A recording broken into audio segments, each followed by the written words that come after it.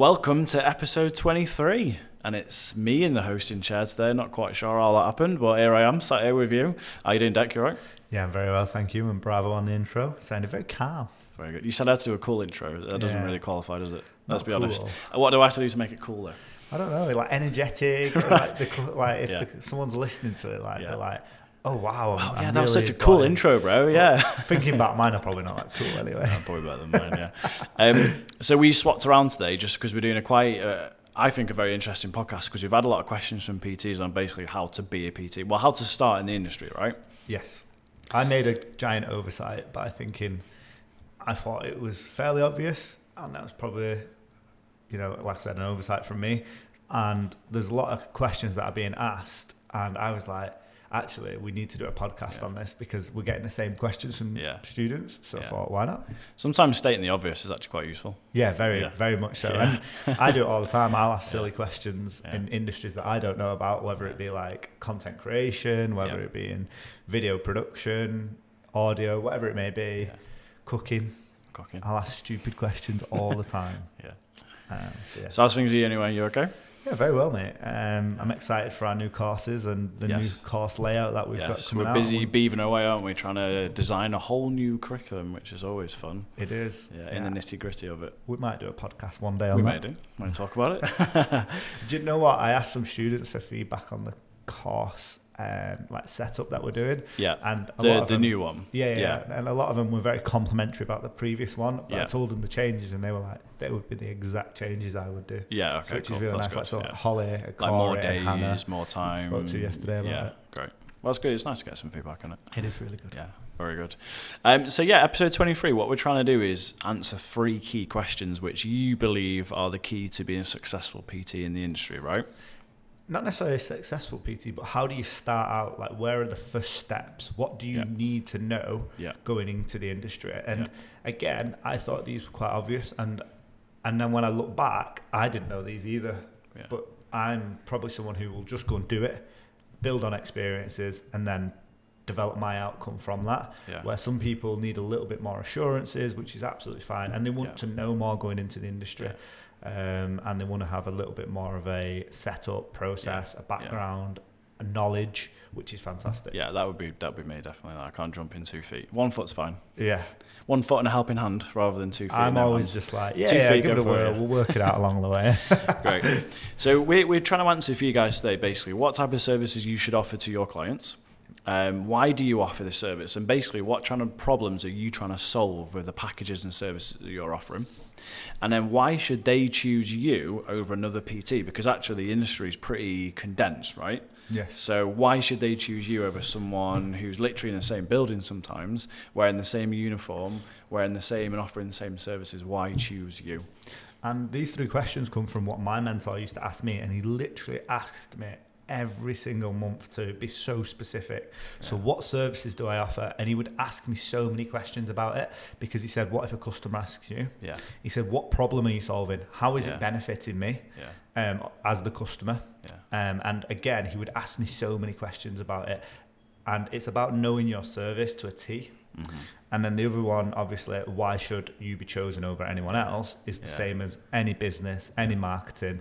Why should your product be deemed better or deemed more important than someone else's, which is what you are trying to do with your marketing and sales approach. And it's not arrogant to think that. It's having that confidence, and when you're offering a certain service and going, right, I'm different from this person, so let's push my difference, push my point of view and go, well, that's actually a way to make a business. If we use like an analogy, going to a physio, and there was one that wasn't confident in their service, but they actually were better, but there was one that was really confident, but their service wasn't as good, you would probably end up at the confident person, just because they instill belief. Yes. Where the other person doesn't, and they might actually be better. So you've got to believe in your service. And as I said to a student last week, I said, if you know your service and problem inside out and your passion inside out, you will inherently be more confident with it. Yes. Because you will have so much belief in your product. And I think sometimes people i.e. PTs, won't have belief in their product, and you need to have that. And if you don't have belief in your product, you need to go back to the drawing board potentially. Yeah, it gives you a clear sense of direction to which you can make a clear impact on someone's life, and that is what will keep the business going, right? That impact on people's life. Yeah, 100%. This is in the mentorship group, which we're going to reference a few times today. The question was, how do I sell to people? Because I don't like selling and I'm not interested in selling. And like I said to them, I said, you are not selling someone a new car, you're not selling them a house, you're not selling them a product that they potentially don't need. You are selling them health, you are selling them fitness, you are selling them something that's only going to impact their life positively. I said, sales is seen as a dirty word, and I was the exact same. I'm not the biggest fan of selling, but it's a necessity, and I actually enjoy it now. I've definitely flipped over to the dark side, and I really do enjoy selling now. And I also think it's very important that you have to believe in your product, but also believe in yourself and believe in your sales process.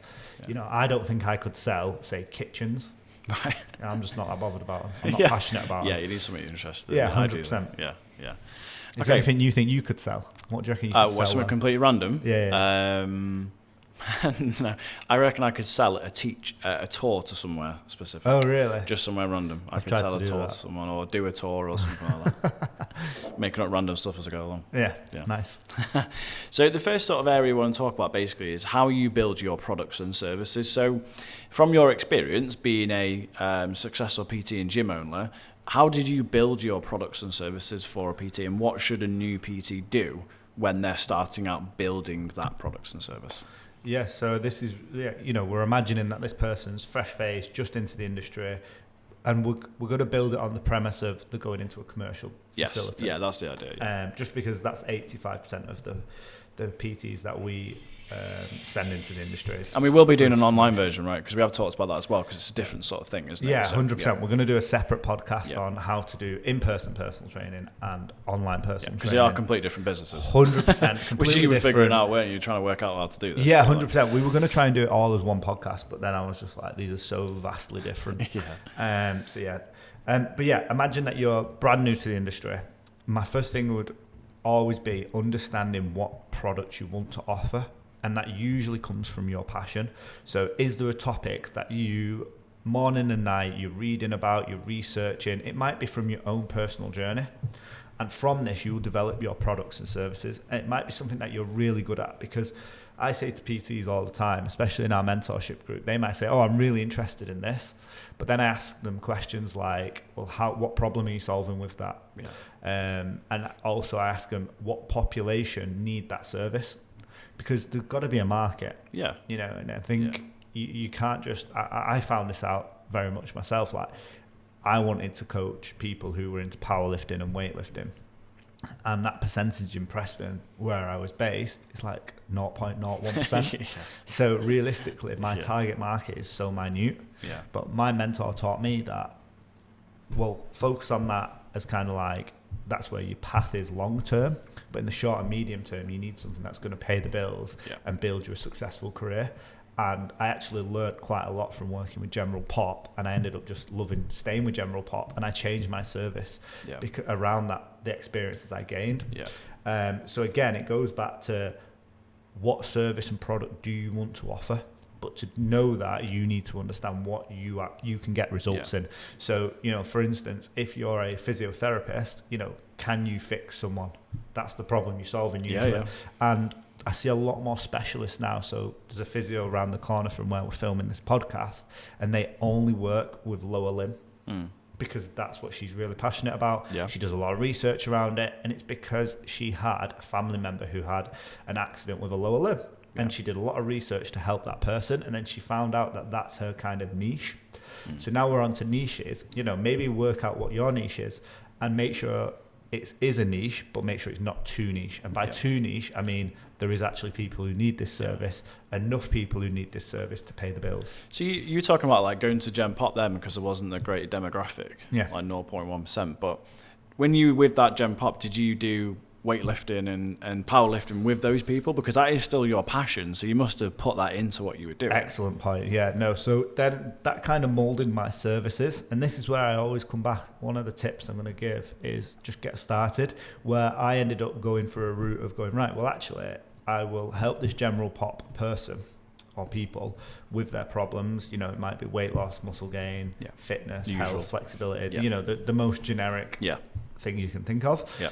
But then I will, over time, incorporate the weightlifting and powerlifting because it is going to benefit. You're naturally going to gravitate towards it. 100%, because we're going to gravitate to what we know best. Yeah. But also, that led me on to my products. I then started doing workshops on getting people into powerlifting. I started then running workshops, classes, groups where I had beginner weightlifters, beginner powerlifters, then moved them on to intermediate. And if you're almost building a business for yourself, exactly, yeah. So then I found out that there was a market. So that is part of the process. You create a market. Yeah, 100%. and then I tried to do advanced, and I wasn't very good at advanced. Okay.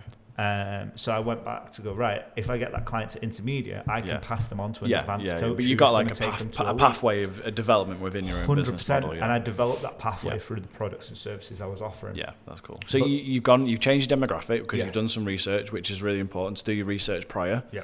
Know your area, know your demographic. Is my area 16, 17 to 35, or is it an older category? Am I older style gym? Is that like a key thing for you this as well? Is really important. So once you understand what product, your USP, and the results you're looking to get, the problem you're solving, you need to identify specifically what that client is and who they are. And there was a company called Boost Lancashire, and they offer free kind of like business workshops. So if you are, you can always search them. I think they're all over the country as well. But they used to always get us to do this thing called the orbit, and it was always about where your client orbits. So like, what sort of things are they doing? Yep. Where are they spending their money? Where are they spending their free time? Were the kind of key questions. But so much so that, is there agenda specific? So no, certain people might want to work with people who are, just female or just male. Do we need to stop? No, we're all right. Just me. It's me phone ringing. I mean, it's my fault. It's definitely my work phone. Is it? Leave it, yeah. So just making sure you understand your exact demographic. Make sure you go away and you know where this person spends all their money, all their time. This might be going to networking events. I know when I was looking at General Pop, I looked at busy professionals. They were networking. They were people who had their own businesses. So I focused on that. I've had other PTs in the past who worked for me at my gym, and they would go to weightlifting competitions because they wanted to work with athletes who had just started out in weightlifting but were taking competition seriously. You knew where they were gravitating and where they were orbiting. Exactly, yeah. And even with Stevie, one of ours, I was talking to her recently. She's really passionate about posing, and there's no real high quality posing coaches in her local area, even as far as the Northwest. I said, well, to find those clients, go to weightlifting, go to bodybuilding competitions. That's where you'll see people, and you might offer them some free advice on some posing, and then they might turn out to be clients for you long term. And that's going to lead into some of the tips that we give later. So with just going back to demographic a little bit, because I might be thinking as a casual sort of new PT person that my demographic is like an older client, maybe male. What if I don't know? What if there's nowhere to network those people? How do I find out where they spend their money and time? Can I go somewhere? What do I do for those? That's a really good question. So it's all about doing market research. So once you might end up getting one or two of those clients, find out you enjoy them, enjoy spending time with them, enjoy spending like your working hours with them, enjoy getting results for them, and using your products and services with them. So then speak to them. Where do they spend their time? Just literally ask them like what they do. My mentor used to call it market research. So he'd say surveying people. Surveying people. You might say to them, right, where do you spend your time? That person, you said it was an older gentleman. They might go to the golf club. They might play squash. Okay, no worries. Do you have any friends, that we might want to get together, and we'll run a 6-week boot camp in the summer, trying to get all your golf friends faster swing speeds. We might go to squash and say we can get all the league fitter. We might run warm-ups and cool-downs for them. Stuff like that, So it's all about knowing your client inside out. And like Harry said, make sure you speak to that person. Another analogy that my mentor used to use with me all the time is I used to say to him, and this is biggest error you can make is say, oh, I'll take anyone and everyone. Yeah. And then he would pass me like 65-year-old lady, and I'd be like, no, I want someone who can do powerlifting and weightlifting. He said, well, you wanted anyone. Yeah, you said everyone. Yeah, so, and now obviously I wasn't happy with this client. So that's why you need to be so specific who you work with, because a lot of PTs say to me, and I hear this 90% of the time, I'll work with anyone, Dec. Yeah. And then when I say to him, oh, what about this person? They go, oh, no, I don't want to work with that person. Where do you draw the line, though? Because you're trying to build a business, you're trying to get the money in, but you're also trying to have success with something you're passionate about. So how do you find that middle ground and draw a line in the sand and go, right, well, I need to X amount of money, but there's only X amount of people in this bit. Where, like, when do you make that distinction? They're about, I don't want to train everyone, but I still have to be a big pool of people. Yeah, no, that's a really good question as well. So what I would do is differentiate your business model. I would look at long, medium, and short term. In the short term, the goal is to pay the bills. Yeah, of course. You have to pay the bills. Yeah, so rent is steep inside commercial. Rent in a gym can be quite expensive. Yeah. You also have overheads with programming. And you've got your literal personal bills to pay. Yeah. So you might, in the short term, you might work with a lot of general pop that you not necessarily want to work with. Mm-hmm. In the medium term, you might start switching your services over to your more specific stuff, like the workshops, the classes, like you're offering, ebooks, online stuff. And in the long term, you want to move towards offering specific specialist services, like a posing coach, like a weightlifting coach, stuff like that. Yeah. But from day one, your social media can reflect your speciality. Yeah. Oh, what you're passionate in. Yeah, exactly. And you've got to think your marketing and sales needs to be targeted to who you want to work with and the products you want to sell. Yeah. Because that's ultimately where where you want to go. So you've got to always have that in mind, always have that clear road map and road path of where you're going. Yeah. And your services need to be reflected on that. I talk a lot about this, and I think I've spoken on a previous podcast about it. My brother used to want to work with powerlifters as well. Yeah. But he would always show on his social media all his friends and the people he was coaching, which were his friends. There might be a lot of females who were just coming in to do something like bodybuilding. There might be a lot of males who were coming in to do sport-specific stuff. Yeah. It was anything that wasn't powerlifting. Right. And I said to him all the time, like, how are you expecting to get powerlifters when your social media and your profile as a whole, your awareness looks like you do sport-specific and bodybuilding? It's literally the opposite. So just watch out for your optics on social media. Make sure that's focused on what your demographic is. It's the content you produce as well, and we're going to touch on that in the next bit. Yeah. So we're going to talk about building processes. Yeah. Just before we go on to the next bit then, advice that we give to new PTs sometimes is, you want to jump in and launch your business, but is it good to have maybe another income stream come in because of the pressures of it, or what would you recommend in that? Yeah, so it depends. So if you've already got a large amount of outgoings, you're probably going to already have a job that pays those outgoings.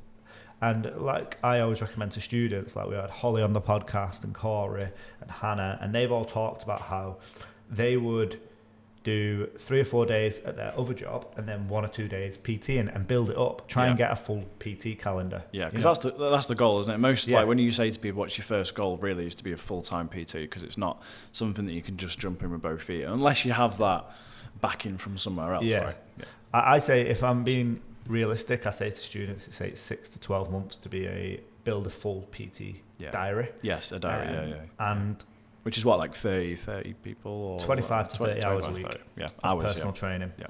And that will pay the bills. But like I said to many a student, you've got to build it up over time. It's not going to happen in 1 month, 2 months. We do a business plan on the course, and sometimes I'm flabbergasted by like what students expect. Like we had a student expected in Q1 to be earning 40 grand the other day, which is just not realistic, is it? So we have to make sure that students manage their expectations, and that's something we're really big on. Yeah. We're not one of these companies that go, right, you're going to be earning 7 figures in a month, 2 months. Because it's not true, is it? It's not true. No. We're very good on being authentic and real. And that's what we want this podcast to be. That's why we're doing it, because we want to actually maybe expel some of those myths. Exactly. And get rid of the myths and make sure people understand exactly what the industry is actually like. Yeah. So looking at building your processes then, so you've got your product, you've got your service, you know who your demographic is, you know what your USP is, unique selling point, might be weightlifting, powerlifting, posing. Yeah. How do you then start building processes to which you can actually collect a lead or speak to a person and convert that into a paying customer? So the first thing is we want to try and get people in for consultations and taster sessions. And I usually pair these up together.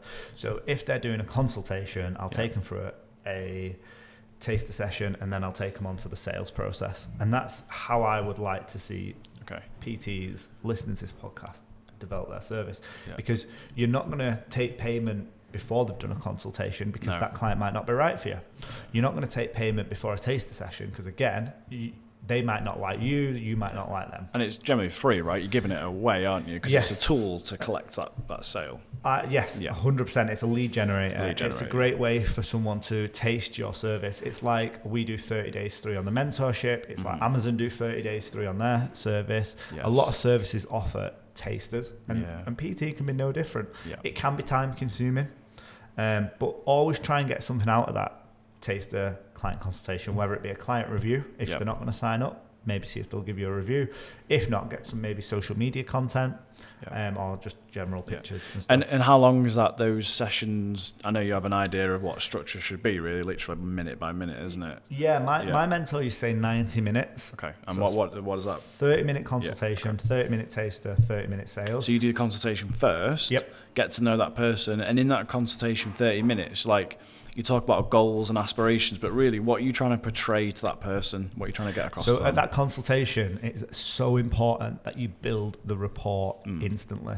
And the ways to build rapport are talking about things that they are really passionate about and care about. So this is maybe their family. Have they got children? Have they got a partner? Pets. Pets are always very sentimental to people. So make sure you build that rapport straight away. I always found was really something key. that links you two together, and you go, oh, I've got a dog. What dog have you got? Well, try and find anything that you have in common.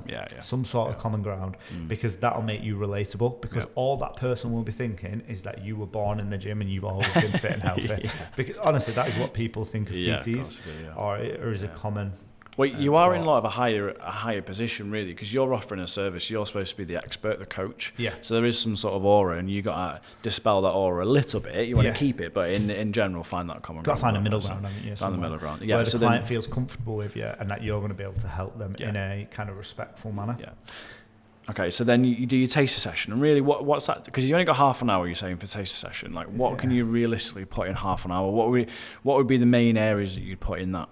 So I treat the taster session, and it's more for me than the client. Obviously, I don't tell the client that. I want to test their flexibility. I want to see where their relative strength is. I want to see where their relative fitness level is.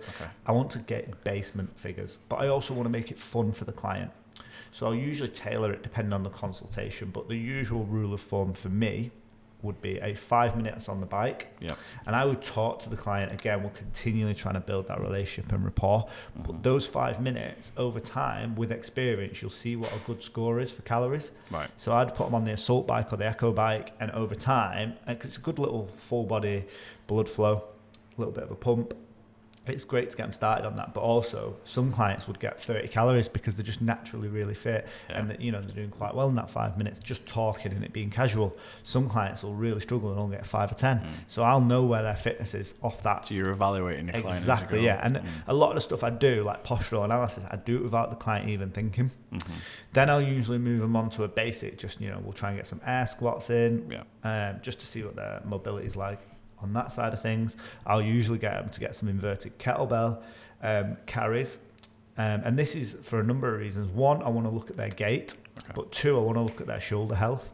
And see where they're at. Can they get the kettlebell upside down? And I'd use the lightest ones, like 2 kilograms. And if I'm right in thinking, you're framing that towards because you're going to be doing some sort of weightlifting coaching with them, maybe even in a short sense, like a sample sense. So you want to know almost what, because if it was me, like I just think as a PT and I just want to focus on weight loss, am I going to be that interested in what their shoulder health is, or should I be, or am I just No, but for the client, they will already be exercising. So, it'll be fine for them. They will find the session fun and interesting because there'll probably be exercises that they haven't done. So the other one that I like to throw in there as well is the sandbag carry. Okay. But for me, I'm basically making sure they can hinge, they can lunge, they can squat, they can press. So I'm anything that looking at you these. program in the future, you know what they're. Yeah, and I base wouldn't. levels This are, yeah. necessarily isn't just for weightlifting or powerlifting. This is for people in general. Okay. So I want to see, are all their fundamentals good? You know, what is working, what's not working. I also like to test their psychology with stuff like a wall sit and a plank, because I want to see what they're mentally like. So that's what I would usually do in a taste session, but it's quite fun for the client. Yeah. I'd usually finish with some sort of either AMRAP, EMOM, or rounds for time. Okay. At the end, depending on how fit that client is, Yeah. because I want them to feel like they've also had a workout. And I'd usually tailor that. But I use very much the same exercises. I try and get exercises that are low skill level, but high kind of evaluation for me. Yeah. So something like a slam ball, we can teach that relatively quickly. A bodyweight squat, we can teach relatively quickly, and can understand where the client's at. Anything like a carry, like a farmer carry, suitcase carry, sandbag carry, overhead carry, again, we can teach relatively quickly. A bike is fantastic at the start of the session because it's low impact on the knees, and also it's low skill level, where as opposed to taking them on the rowing machine where you'd have to do, you know, a lot of technical work, as opposed to giving them a barbell where they'd have to do more technical work. So you also don't want to overcorrect them in a 30-minute session as well, because I'm actually doing very little coaching. Yeah, you don't want to like be too much of a coach, because it is just a taster session. Again, I'm trying to be really positive. I'm trying to give them a flavour of our. You don't be too. Yeah, that's what I mean. You don't be too critical with them basically on that first session. Trying to give them a flavour of my coaching and how I would usually implement stuff. So, and that was probably. And again, this comes back to knowing what products you're selling and services you're offering, but knowing what your strengths are. I know my strengths were my coaching and my relatability, so I tried to lean on those. And organisation, building habits. I knew these things were something that were strengths of mine. Okay. So, for instance, I would have my client come in, and he or she would already be warming up and going through their warm up, which is quite impressive for someone to see, because they have learned that skill. So then they know with your products and services, they're learning a skill. So you could always stage this. My mentor got me to do this as well. It was basically, if I had a consultation in, I might see if one of my other clients or friends would come in and go through their repertoire and start getting ready for their session, because it's quite impressive for the client to see that. The other thing is, when you're doing a client consultation and taster session or coaching anyone, you've got to remember the rest of the gym will be watching. So you are a billboard and an advert for your services. Yeah. So that's something to bear in mind. Which, probably talking about later on, like stuff like branding and logos and t-shirts, like you're always visible on the shop floor basically, aren't you? Which is important. This is the key bit, the sales bit at the end. Sales bit, yes. Go on then, sales bit.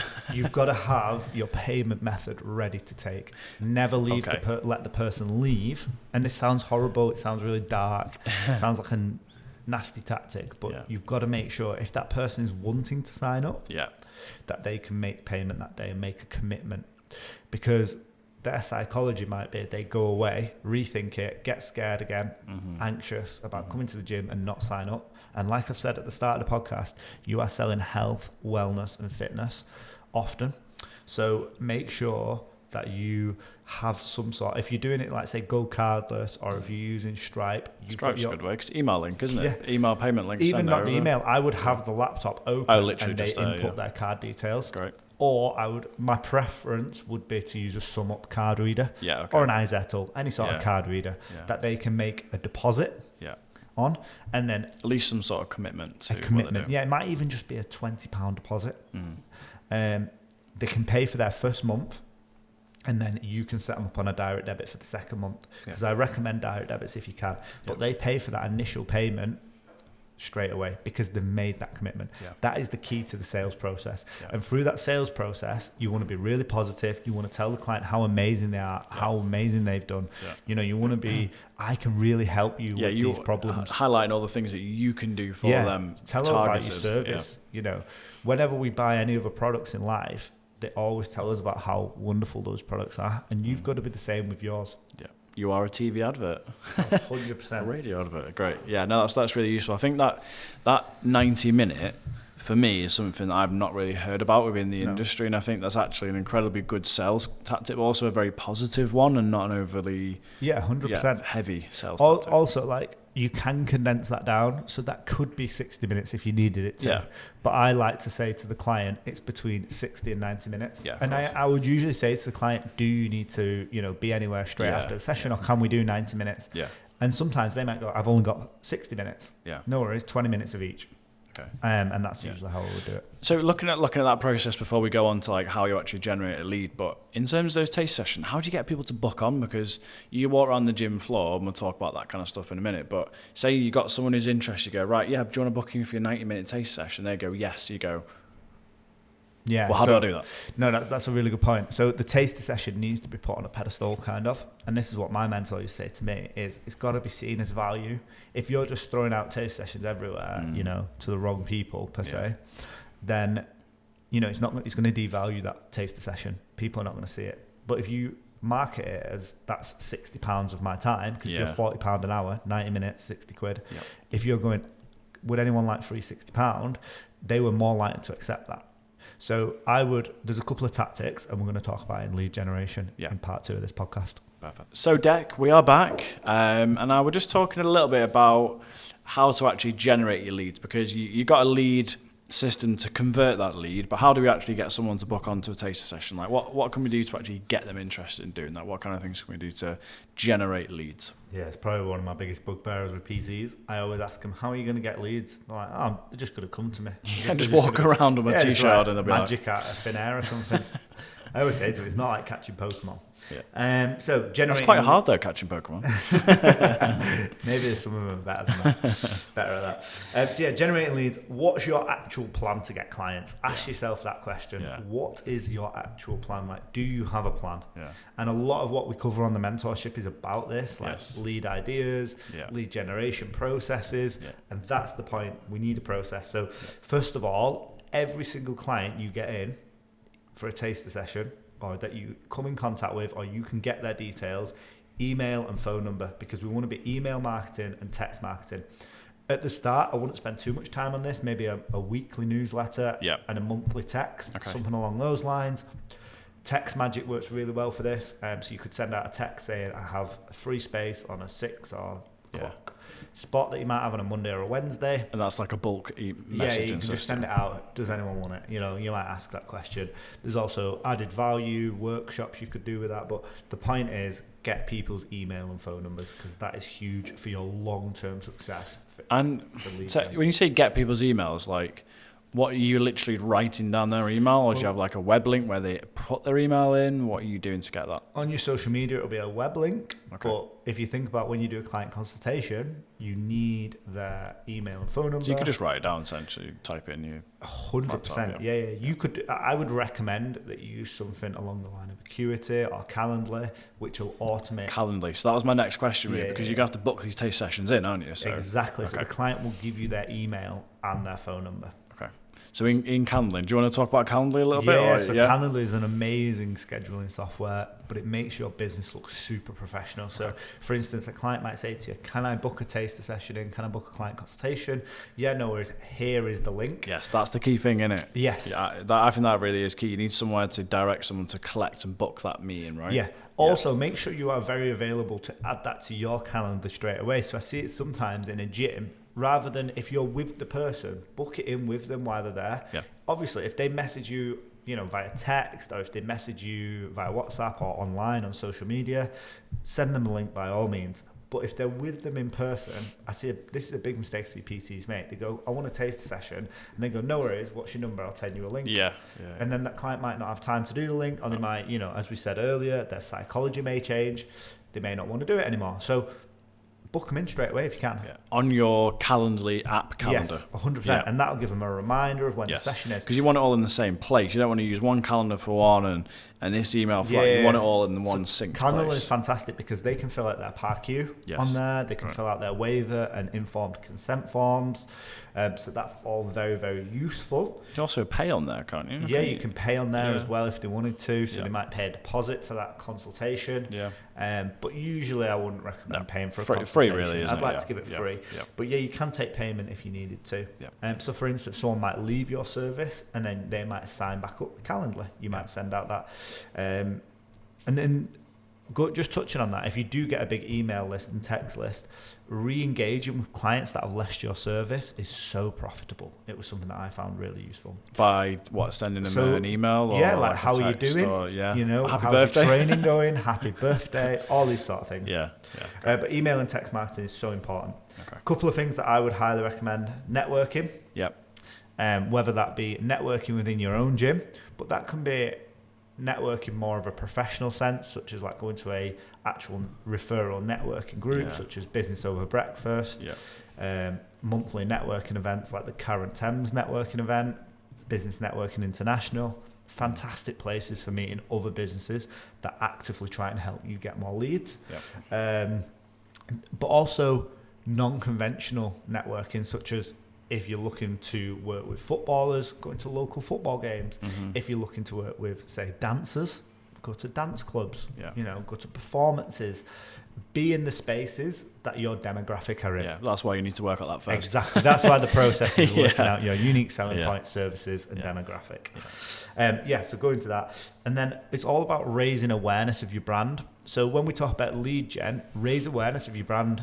The amount of coaches and PTs I see that are not wearing personal training t-shirts in the gym, which is something simple to identify you, that don't put posters up in their gym that they work in. This is huge opportunities for you to raise your awareness. We have social media, great, that's fantastic. It's probably the number one for gaining outside influence clients. But in the actual premises you're working in, you need to make sure everyone knows you are the PT. And it can kind of be that loud, obnoxious person.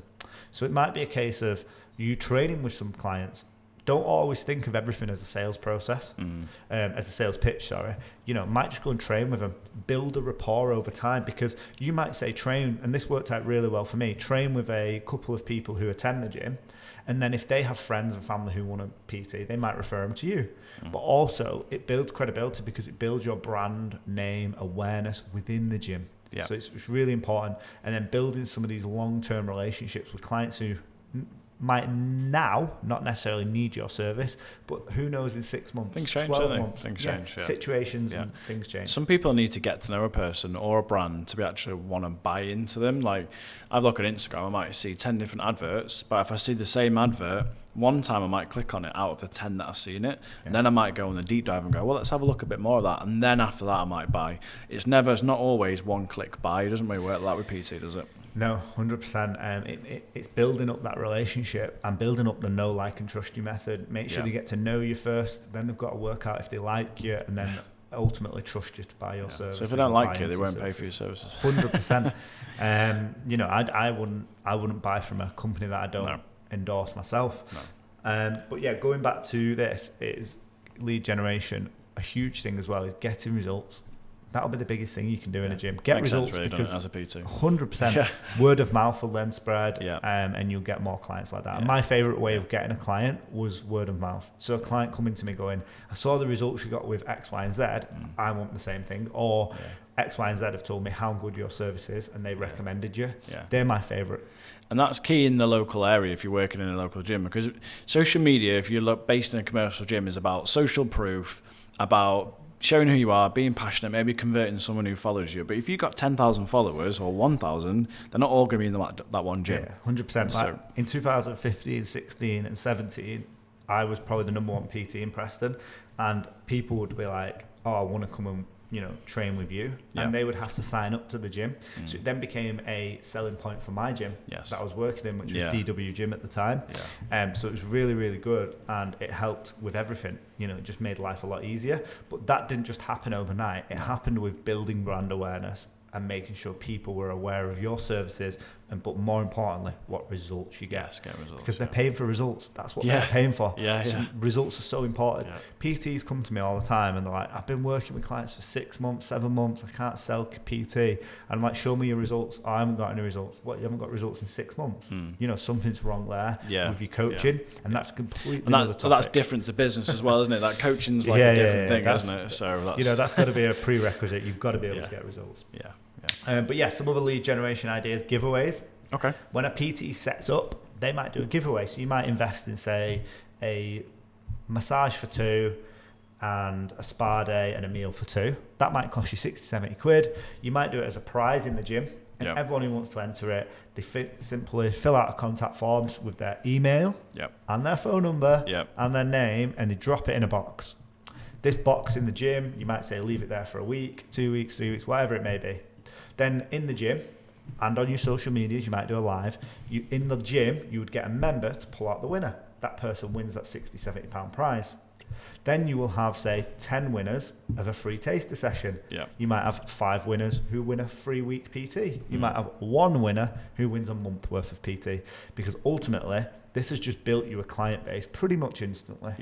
And it's really, really good. It's what I suggest every new PT does. So if you are listening, you're a new PT, you've not gone into the gym yet, or you've just started working in the gym and you've got a very low client base, giveaways are really, really important in gyms, even on social media as well, to grow it. I think that's a really good way to start.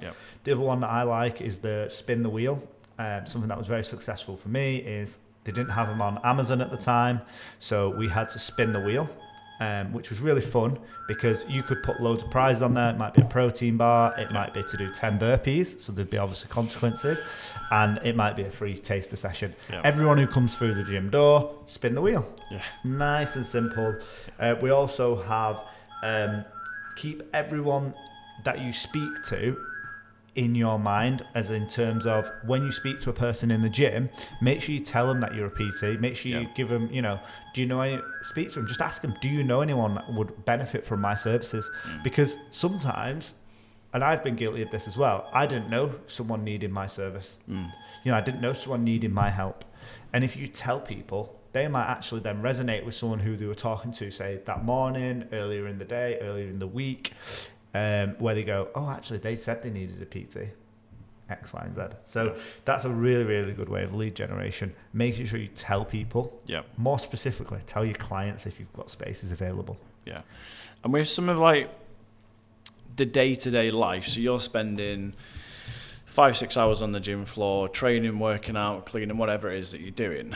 How can you start to build those little relationships? Because like you said before, you're not going to get someone to just pay straight away or book on for a taster session. Yes, you're a walking advert, but how do you actually start engaging with people? Because for a lot of people, that's quite scary, isn't it? Yeah, 100%. So my favourite way is to run classes. Be in your natural habitat. Take it to your strengths. Your strength is coaching, potentially, or should be. Coaching classes for me, because I was that person who didn't necessarily like walking the gym floor. So what I would do is when I run classes, that's my element. Absolutely loved it. Very engaging. At the end of each session, might give a free taster session away if we did a competition. But more importantly, I'd be saying to everyone in that class at the end of the session, guys, I'm doing free taster sessions on a Friday from 5 till 8. Who wants one? And also it's showing that I am a PT as well as a class instructor, because sometimes they might be separate. And so, one thing you just said then, sorry, you said free taste session between the hours of 5 till 8. Going back to a point you said earlier, you don't want to give away your whole diary, do you? 100%. So by giving time slots, you're almost saying, well, there's only 3 spaces there. Or 2 spaces, so you book on, and not everyone can have one. It might makes them more exclusive, right? 100%. So there's 2 ways I do this. One, in the gym, I'd have a day once a week, and I'd change that day every week of, say, for 3 hours where I'd just be doing client consultations. If I didn't have a client consultation in, I'd be walking the gym floor trying to get someone on a taster session. The other thing I would do is on social media, on a Saturday or a Sunday, I'd go, the following week, I have these 3 slots available for consultations, and they would be different to the ones I usually do in the gym. So it shows that why would you do that though? So it looks like I've only got 3 spaces available. And you're making so those it looks like they're exclusive and premium. Otherwise you say, every Friday I've got a session. It's not exclusive, exactly. is it? No, and I'd usually use the slots that I wanted to fill first. So if I had a client, say, at 5 till 6 and a client 7 till 8, well, I want that 6 o'clock slot filled. So I've got nothing. So I've got something to do in that hour. So I might say I've got a consultation for that hour. And I'd work smarter. And then, say if I did that on a Saturday night, on the Sunday I might go, one of those slots is gone. Monday morning I might say 1 slot's gone. And then I might say Monday afternoon, one space available. Yeah. So I'd make it look like the spaces were in demand. Yeah. Even if they weren't. It's an old selling tactic, really, but it does work. 100%. It does work. It works Making so something well. more exclusive, it does. It's FOMO, isn't it? It's fear of missing out. Yeah. You know, well, if everyone wants it, and I want one, so there's only one spot left, I must book on. Inherently, yeah. Most of us are like sheep. You know, if people like off podcast, we were discussing shows that we're watching. Yeah. And the only reason I was watching one of the shows I was watching is because loads of other people told me it was really good. So, you know, inherently we are whether you like like it or not. Yeah. Yeah. So yeah, it's very interesting. But that's the first thing I would do is try and run classes. Yeah. Try and make sure you were speaking to people. Get people in your comfort zone. Yeah. Put your sessions out there. Like I said before, if you have free consultation spaces, use that time. Yeah. But the other way is just to say hi to everyone. That's what I was thinking, because really, if you're walking in the shop floor, you could literally just, every single person that you meet, smile and say hello. Yeah. That's not a particularly hard thing to do, is it? But it sets the mood of what you're outwardly presenting to people. It makes you more approachable. I mean, if you're walking around scowling and being sort of negative space, no one's going to want to come up to you and speak to you. We've got a podcast coming up with Kirsten, a former student, later in the day. And she told me last night she joined the gym I'm at because they were much more friendly than the other two gyms she was at previously. And she'd been for taster sessions at the other two gyms, but this one. And I said, what do you mean by friendly? She went, people say hello. Yeah. And I think that was so powerful, isn't it? It is powerful. Like people just saying hello. And if I always refer back to Sir Alex Ferguson, a great leader. And he says in his book that the most important person was the receptionist, because she would say hello to everyone every single day. And it was so powerful that human contact was there first thing every single morning, and people really, really appreciated the receptionist. Yeah. And I think that's so important. Again, just make sure maybe you're the first person they see when they come in the gym. Like, for instance, a lot of gyms now don't have necessarily receptions per se. Yeah, so you might just scan in. That's true. So you'd be that first person. Maybe move a table there and do your work from there. Hey, how you doing? Set up on How's your your day going? Yeah. That's cool. Like I used to say, mate, what would you rate your day on a scale of 1 to 5? 7. All right, that's pretty good. If they said a 3, I'd go, no worries, do you want to chat? You know, maybe give them a workout for free that you've printed off. You fancy a workout together? Yeah, exactly. Exactly. That's a great one. Ask people if they fancy a workout together. But how many times does someone ask you how your day's gone? Yeah. You know, especially at the gym. Just you know, speak to them if they're it's a human. It's the little things, isn't it? Yeah, it's the little things definitely. Because you are trying to engage them on a human level, so why not be a human and ask them how the day is? It makes sense, really. But I know a lot of people, maybe they're in their own mind, they're kind of like nervous about doing stuff, but if you just smile, say hello, that's a good starting point, I think, isn't it? Yeah, and that's one of the things that makes me love working for Fitasylum. Like, we are always person-centered and student-centered. We make sure that our primary focus is what's best for the student. Yeah. And that's what makes me help sell our products. So we're going back to believing in our products again, and we're going back to make sure we understand what we're selling and why we sell it. Yeah, no, definitely. Great. That's really good, Dec. I think we've got a lot of good ideas there.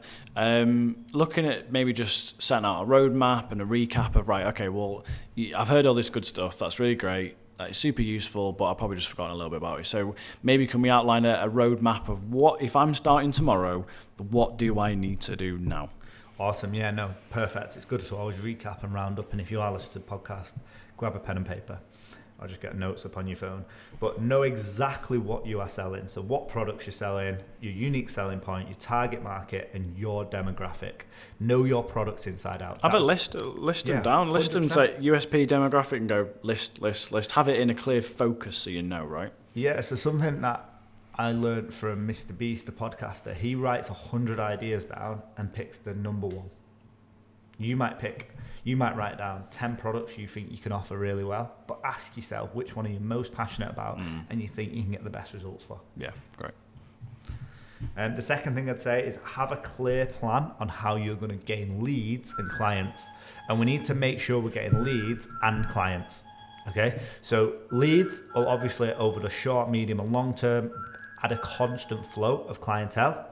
And obviously clients, you need to be retaining them. Yeah. It's always cheaper to retain a client than it is to get a new one. Yeah. And I also think it's hugely beneficial to your business if you're retaining clients. Yeah. So not only do you need to think about how you gain new clients, but please think about what you are offering your current clients. Quality of product. Really. Yeah, quality of product. But, little things like on their birthday, are you getting them a birthday protein bar?